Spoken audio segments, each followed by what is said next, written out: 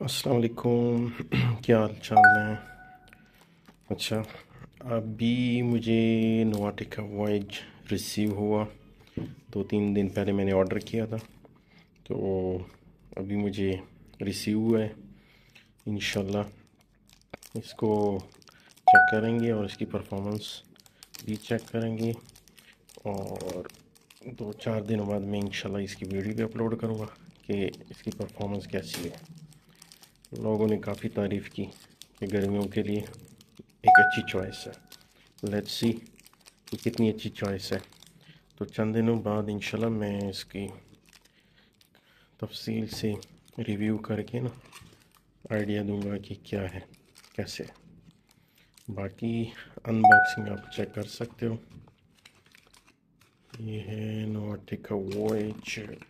मैं एक हाथ से वीडियो बना रहा हूँ, दूसरे हाथ से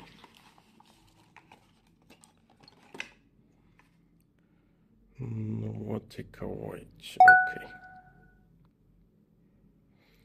EDT, or let's check out the काफ़ी heavy metal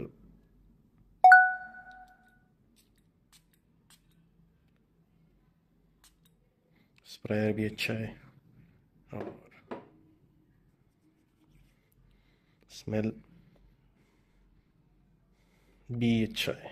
देखते हैं परफॉर्मेंस इसकी कैसी होती है, और आपको भी इंशाल्लाह इसका आइडिया देंगे कि क्या लेना चाहिए या नहीं लेना चाहिए।